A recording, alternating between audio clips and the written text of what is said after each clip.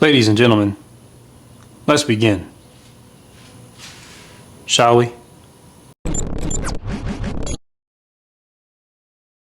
Alright, first things first, we've got to get the bike up in the air. These spools are technically functional, albeit less than ideal. Enter our upgrade, the Woodcraft slider spools. Let's pop these on. I was already loose from the impact, I guess. Alright, first guy going in.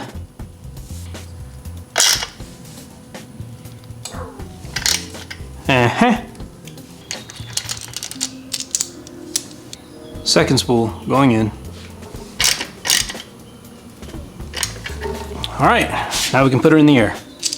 Alright, next we're going to go ahead and tackle the frame slider replacement. Fairing has to come off. We're missing one bolt, which we have a replacement for. So we've got 1, 2, 3, and 4 should release the top panel. I've never actually removed the fairings on the R1 yet, but straightforward. And we also have to replace this turn signal lamp. Cool thing about the R1 is it has these quick release bolts. They're quarter turns, not like my last bike where it was a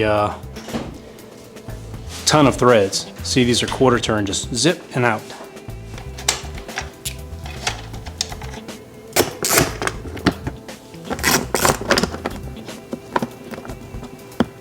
And actually, we also have these 2 rivets, plastic rivets inside the inner fairing that have to come out.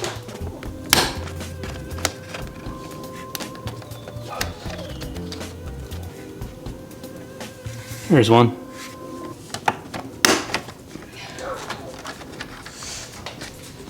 And 2. Oh.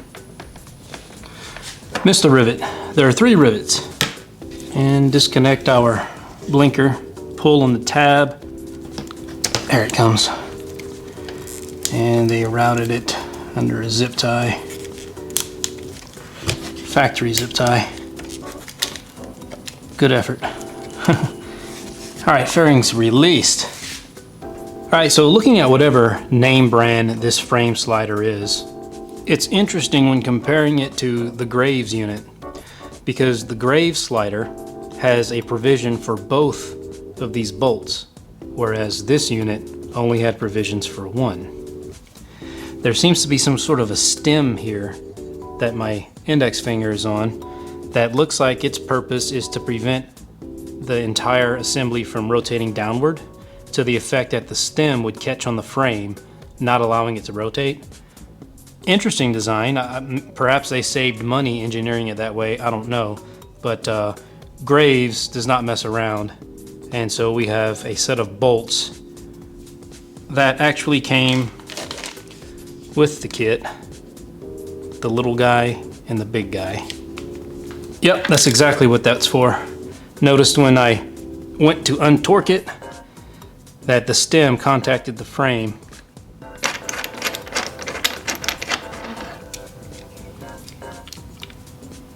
Huh. R for right. Here's the stem I was talking about. Have no idea what brand these are. I wonder if that, look, yeah, that's a factory piece gets retained. The little kind of a beveled spacer. Yep. Noted. All right, now this bolt that holds on this inner fender piece is a 5mm.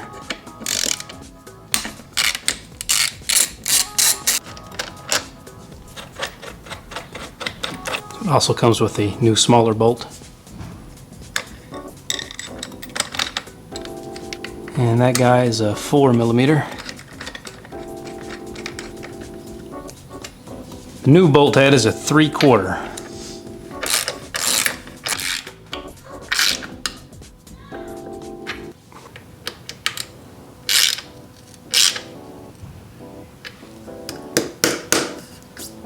All right, Graves Motorsports, decent. Do the other side.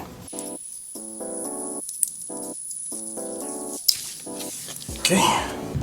And this one is torqued accordingly. Bust out the old breaker bar.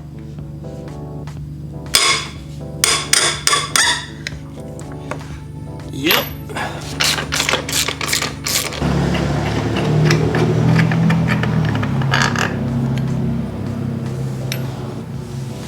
There's no beveled spacer on this side. Noted.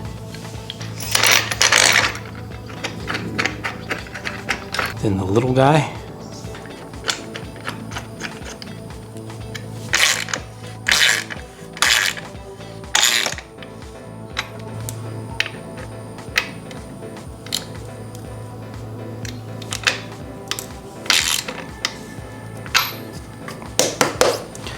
Graves Motorsports.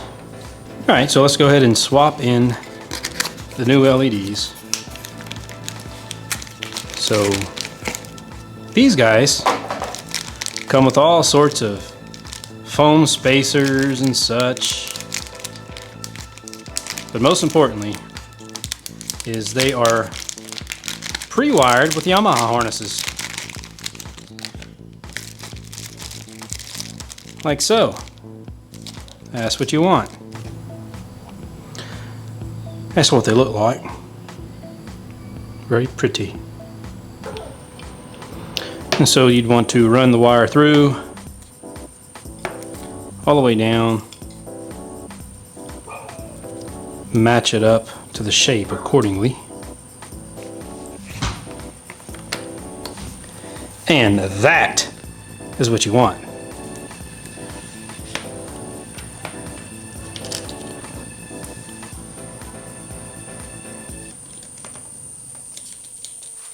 And now the light can't go anywhere.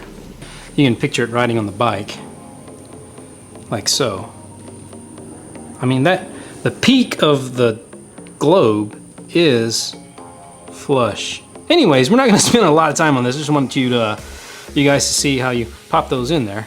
All right, new shift lever, new to us. Now this little set nut is a 10mm. Loosen that guy all the way down.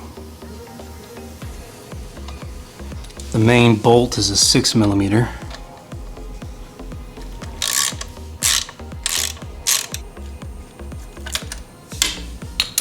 There's a washer behind there, don't lose that.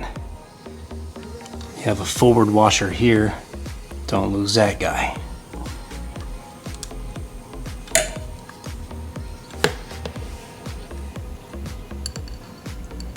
Be roughly like so. Just start this guy in here.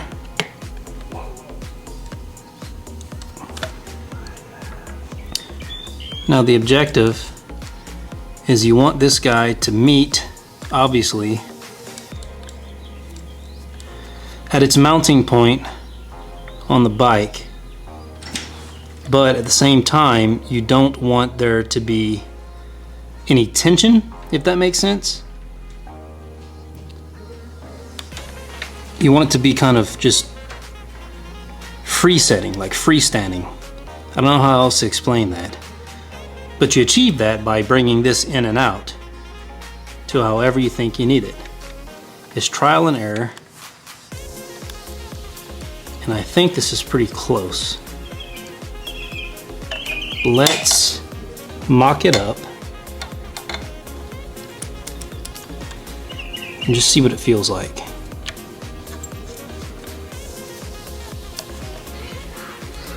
So that's actually spot on. First time, first shot, excellent. See there? See how there's no, it's kind of like a neutral, I mean literally the bike's in neutral, obviously, but I guess, I don't know how to explain it, but you can see it.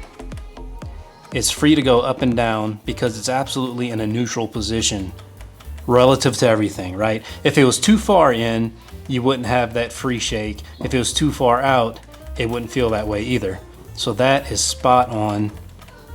So we'll go ahead and tighten that set nut accordingly. About like that. and zip this guy home, which is already there. That's it.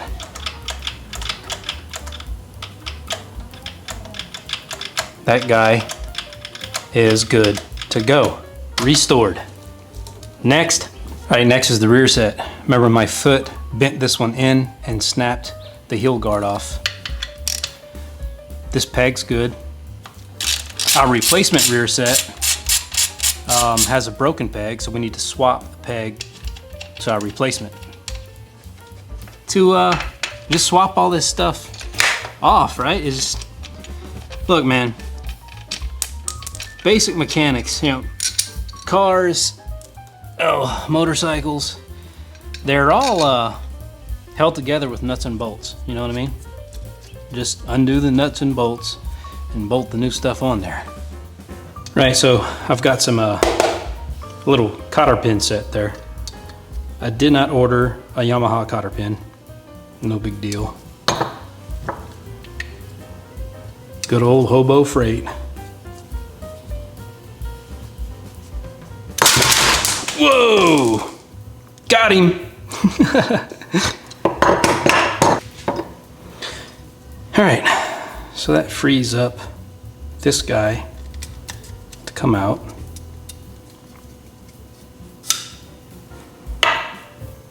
By the way, you can see what was broken off of the factory one, those two tabs. This set actually came with those two bolts, which was nice. Okay.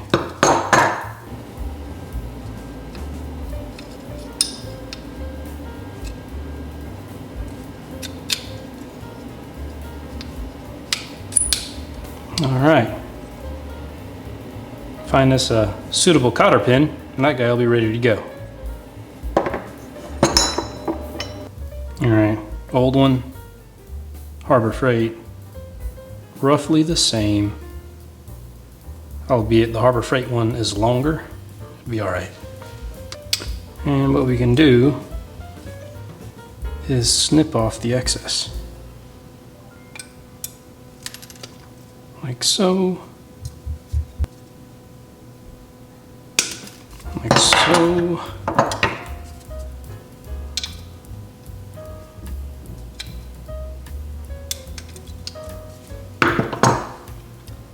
Voila. Ready to go back on the bike. All right, we ran out of daylight, so we shut the garage and then we have switched to studio lights. So this might look better on camera at this point. You'll notice that the R1 has two height options for the pegs. I bought the bike with them on the lower set, or the lower setting.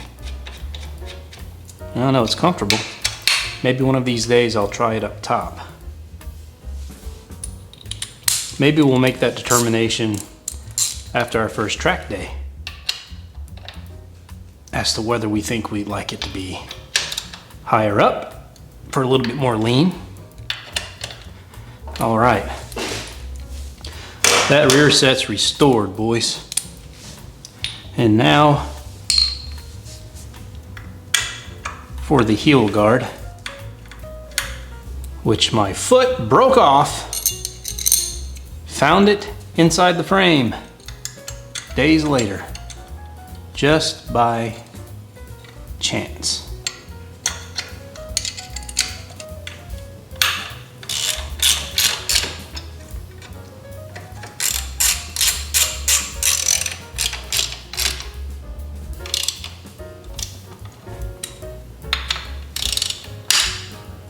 There. Isn't that pretty? Yamaha pop rivet. Lost this guy in the crash.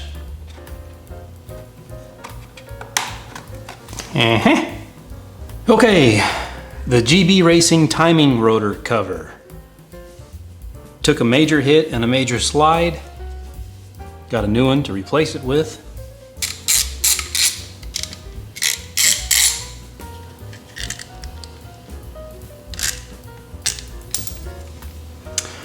Right, so there's the damage there. And the reason why it's all oily is because the impact was great enough to where we have a hairline crack right here, and we'll look at it closer in a second.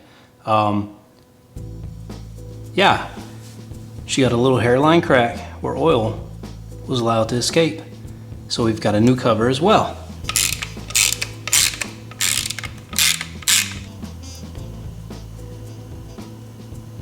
Now, one thing that's interesting to note is that this bolt in here, this is the old cover design. This design was updated to exclude that bolt for whatever reason. I don't actually know the purpose of the bolt because it does nothing but screw into the cover. Now the FZ6R, my previous bike, was the same way. And I don't know, but look at the damage. Look at the cracks right here. That's cracked. That's cracked. You see that? And then down below right here. All of that cracked from the impact. But the slider prevented abrasion. But at the end of the day, it doesn't matter because it was compromised. And so there's that. We have a new O-ring too. Clean up that mating surface. Okay, so here's the new cover. You can see the bolt's been eliminated. Comparing them. You can also see the indentation, the damage, right? Okay, so that's that. Okay, here I've fitted the new O-ring. It's a perfect circle, but it just fits right in there, and there's these indentations that shape it for you and hold it in place. Got two dowels that are locators. Go in these two holes here. Just press it in, kind of snaps in place. All right, and these little cover bolts are torqued to spec 5.1 foot-pounds.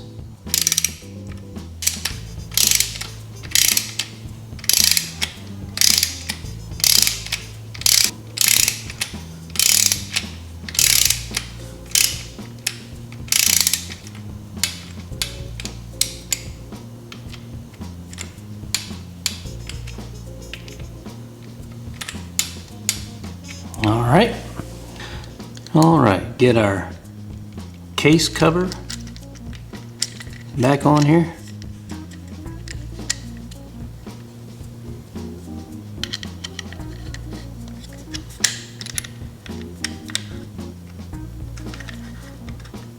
And this torque setting is 7.3 foot-pound.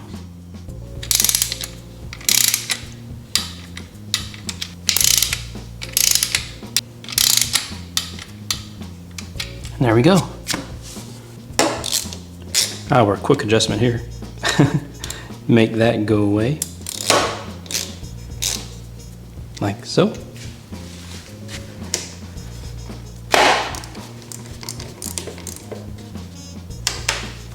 And of course, swap out our brake lever that has scrape damage for a fresh one. Of course, there's nothing functionally wrong with this one. And we're going to keep it as a backup, just in case.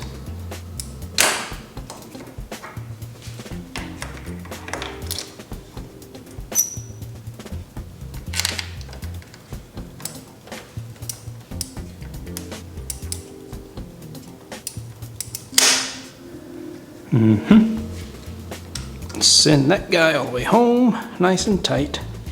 Get our nut on there.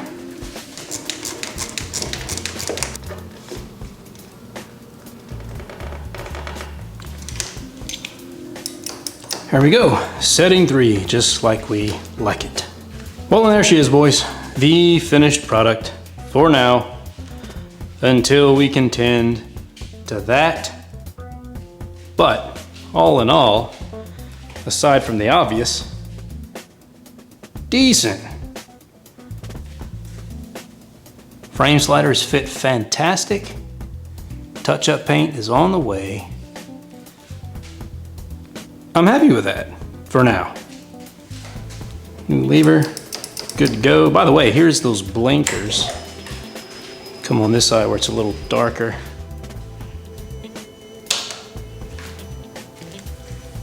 There you go. One of these days I'll put one of those LED flasher relays in there so slow that down. But, yeah. So that's not a bad set from Amazon. Nice. Well, that's it, guys. Felicity, I told you was gonna be okay. Well, boys, I guess our next adventure will be perhaps on another episode of Felicity Friday. But in the meantime, this has been me.